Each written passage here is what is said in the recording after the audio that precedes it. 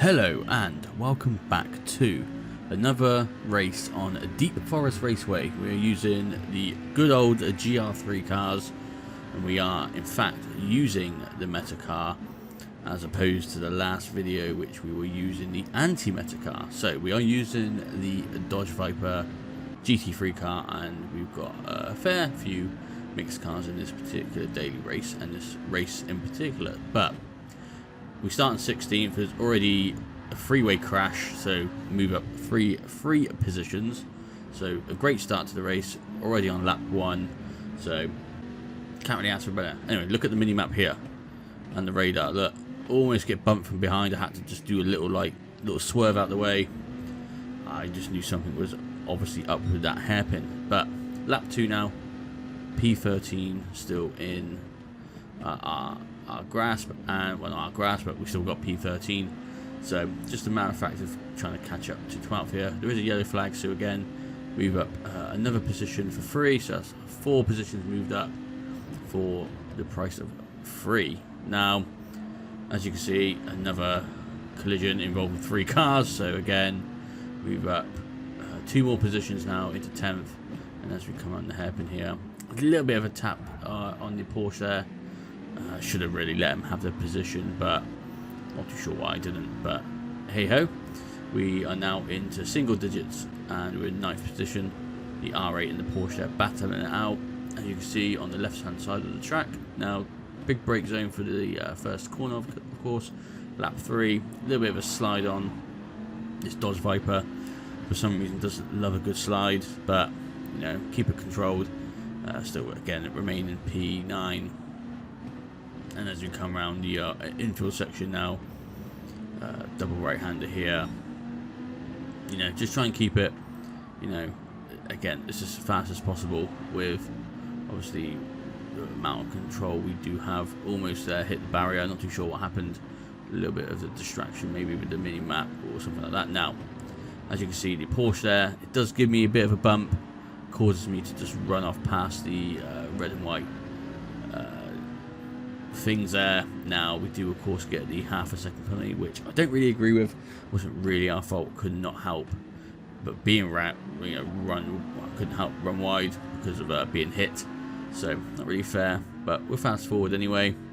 Porsche isn't actually catching up to us, but we are catching up to the R8 just there. Now do make a massive dive bomb on the inside. Luckily don't cause a major collision and ruin people's races, but we have actually moved up into P8.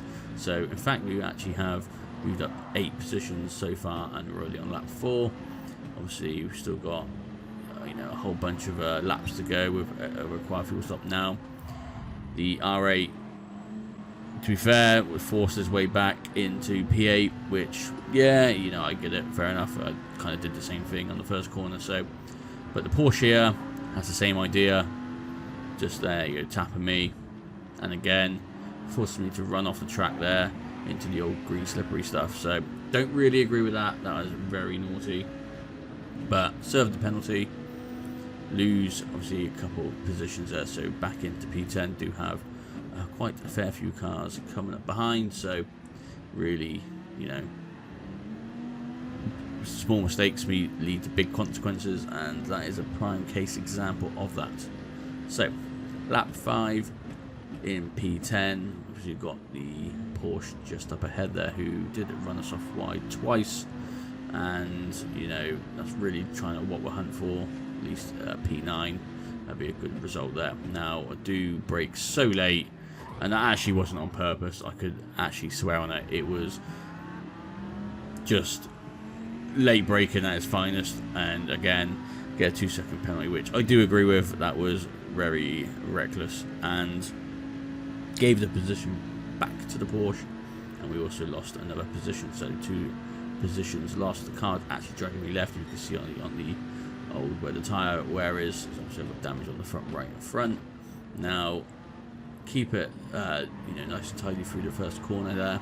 R8 did run a little bit deep into the first corner, but couldn't get anything done. But serve the penalty, lose another position and another one, so into P13. So we haven't actually then progressed. So in the case of a few laps, we went from P8 or 9 to 13, so you know how it can change very quick.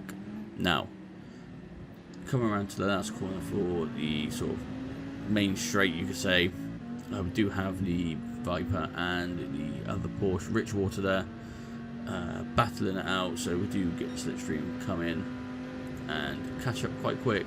The Viper there just move across, the Porsche going a little bit deep, but has enough momentum forward to keep the manoeuvre and actually to move up into P11, so good driving on him for that particular manoeuvre.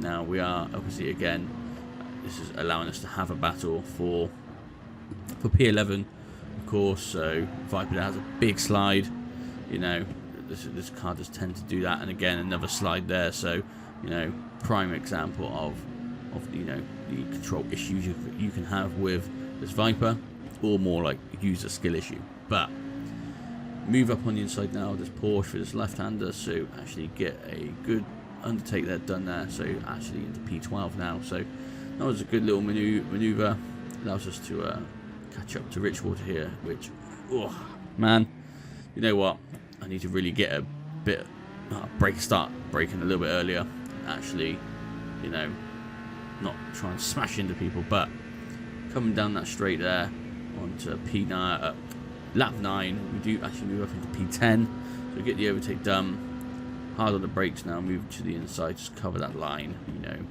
You know what the Porsche is like, pretty good at handling, and it's quite quick as well. So you know, just cover all bases, of course, and just kind of know what car your opponent is driving. Now, fast forward, obviously, all this intersection here. Porsche was on the tail, of course, and as we come up to this hairpin here, still on my tail 4/10, half a second now behind. So just got to keep him at bay.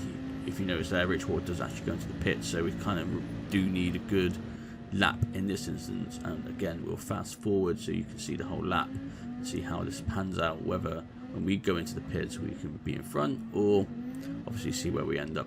Obviously we want to be in front, and that's the whole point of this. So hopefully I've set a good lap to get in front. Now as we enter the pits here, it is obviously a mandatory tyre change, so switch to the softs. Richwater there come flying past, but when we leave the pits we are actually less than a second behind, so it's actually pretty good, to be fair. Obviously set some sort of decent pace within that last lap. Now Richwater does run wide, hit the barrier on the outside of the corner, and then has a bit of a mare around this right-hander, going a little bit deep and wide, but you know, we can capitalise on that, of course, and bring that down to less than half a second now. So in the space of a couple of corners, knock about 4/10 off of Richwater there, just allowing us to catch up. So as we again come to the left-hander here for the hairpin, try and get a good exit, try and, you know, obviously keep the car straight and planted, and then throttle it up. Now as we, I'll let you decide what happens here and who's in the wrong, you know. So move it to the outside, obviously get the slip through, move back to the inside, brake. I just get literally my back door smashed right in. I felt like a P-star, and you know, you see from the collision cam here. So yeah, move to the outside there, obviously then come back in, brake. I don't know, it's probably my fault for moving back in and braking. There's probably no need for that, but just wanted to cover the inside line. So lose 2 positions there into P13 now. So you know, again, it's just one of these disastrous moments where you don't really think straight, and you know, this all leads to major consequences of not so good decision making. Now I have obviously got Tonin here using virtual reality. We are on the back of the Viper and actually getting a good bit of slipstream, allowing us to cut to the inside here, brake a little bit later, allowing us to carry the speed forward and get the undertake done, and just covering the inside line there, making sure we still maintain P12. I mean, we've only started in P16, obviously someone's left, so we've only moved up a few positions, if that. Now moving to P11, a free overtake there, the R8 crashing, not too sure what happened, but hey ho, we always like a free overtake. Now final lap, looks like it is a P11 finish, so you know, it can really show you how much the race can change. But if you enjoyed the video, let me know down below. Please like, comment, subscribe, turn that notification bell on, and let me know what you think about that collision cam, whose fault it was. Anyway, bye for now.